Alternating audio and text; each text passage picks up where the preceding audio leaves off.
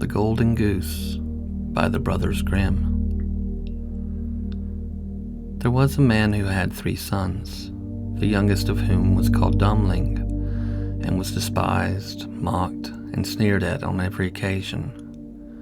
It happened that the eldest wanted to go into the forest to hew wood, and before he went his mother gave him a beautiful sweet cake and a bottle of wine in order that he might not suffer from hunger or thirst. When he entered the forest, he met a little gray-haired old man who bade him good day and said, "Do give me a piece of cake out of your pocket, and let me have a draught of your wine. I am so hungry and thirsty." But the clever son answered, "If I give you my cake and wine, I shall have none for myself. Be off with you." And he left the little man standing and went on. But when he began to hew down the tree, it was not long before he made a false stroke, and the axe cut him in the arm, so that he had to go home and have it bound up. And this was the little gray man's doing. After this, the second son went into the forest, and his mother gave him, like the eldest, a cake and a bottle of wine. The little old gray man met him likewise, and asked him for a piece of cake and a drink of wine. But the second son too said sensibly enough, "What I give you will be taken away from myself. Be off." And he left the little man standing and went on. His punishment, however, was not delayed. When he had made a few blows at the tree, and he struck himself on the leg, so he had to be carried home. Then Dummling said, "Father, let me go and cut wood." The father answered, "Your brothers have hurt themselves with it. Leave it alone. You do not understand anything about it." But Dummling begged so long that at last he said, "Just go then. You will get wiser by hurting yourself." His mother gave him a cake made with water and baked in cinders, and with it a bottle of sour beer. When he came to the forest, the little old gray man met him likewise, and greeting him said, "Give me a piece of your cake and a drink out of your bottle. I am so hungry and thirsty." Dummling answered, "I have only cinder cake and sour beer. If that pleases you, we will sit down and eat." So they sat down, and when Dummling pulled out the cider cake, it was a fine sweet cake, and the sour beer had become good wine. So they ate and drank, and after that the little man said, "Since you have a good heart and are willing to divide what you have, I will give you good luck. There stands an old tree. Cut it down, and you will find something at the roots." Then the little man took leave of him. Dummling went and cut down the tree, and when it fell, there was a goose sitting in the roots and with feathers of pure gold. He lifted her up, and taking her with him, went to an inn where he thought he would stay the night. Now the host had 3 daughters, who saw the goose and were curious to know what such a wonderful bird might be, and would have liked to have one of its golden feathers. The eldest thought, "I shall soon find an opportunity of pulling out a feather." And as soon as Dummling had gone out, she seized the goose by the wing, but her finger and hand remained sticking fast to it. The second came soon afterwards, thinking only how she might get a feather for herself. But she had scarcely touched her sister when she was held fast. At last the third also came with like intent, and the other screamed out, "Keep away, for goodness sake, keep away." But she did not understand why she was to keep away. The others were there, she thought, "I might as well be there too," and ran to them. But as soon as she had touched her sister, she remained sticking fast to her. So they had to spend the night with the goose. The next morning Dummling took the goose under his arm and set out, without troubling himself about the 3 girls who were hanging on to it.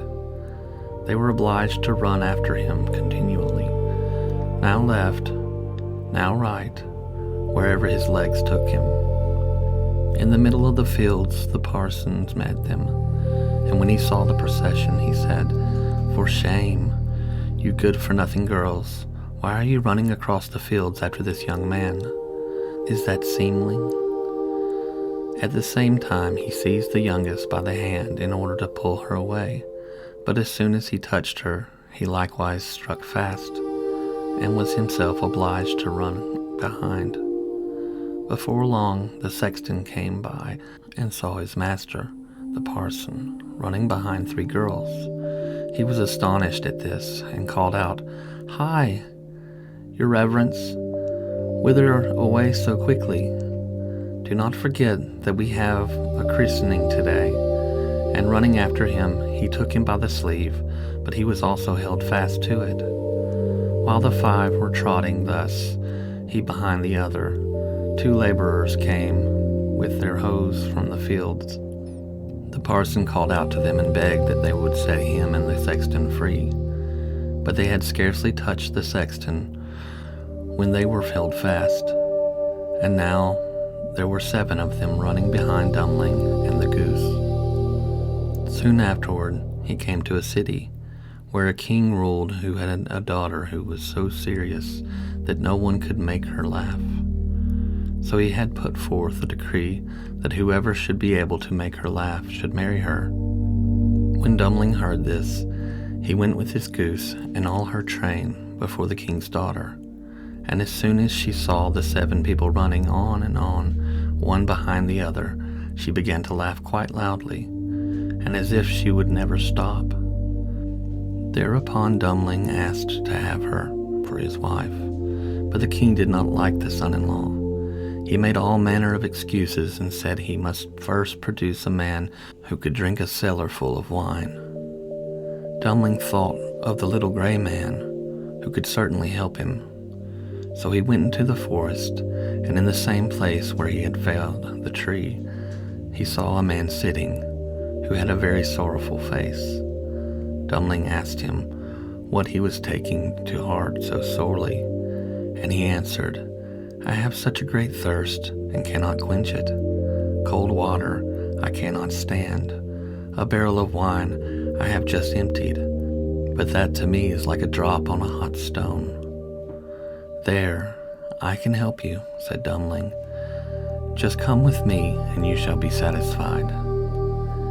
He led him into the king's cellar, and the man bent over the huge barrels, and drank until his loins hurt, and before the day was out, he had emptied all the barrels.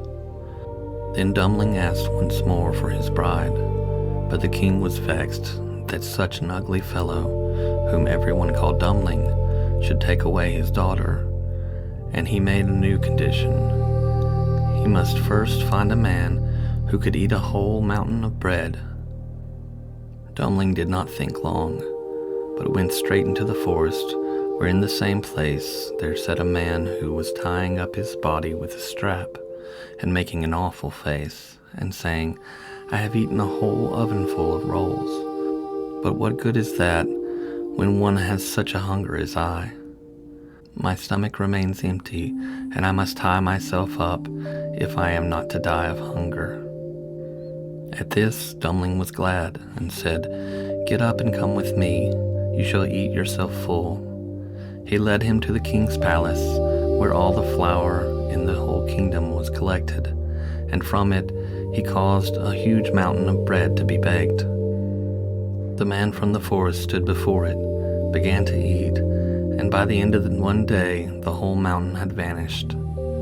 Then Dummling for a 3rd time asked for his bride, but the king again sought way out, and ordered a ship which could sail on land and on water. "As soon as you come sailing back in it," said he, "you shall have my daughter for wife." Dummling went straight into the forest, and there sat the little gray man to whom he had given his cake.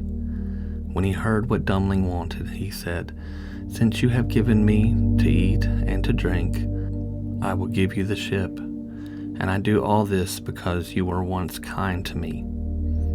Then he gave him the ship, which could sail on land and on water. And when the king saw it, he could no longer prevent him from having his daughter. The wedding was celebrated, and after the king's death, Dummling inherited his kingdom and lived for a long time contently with his wife.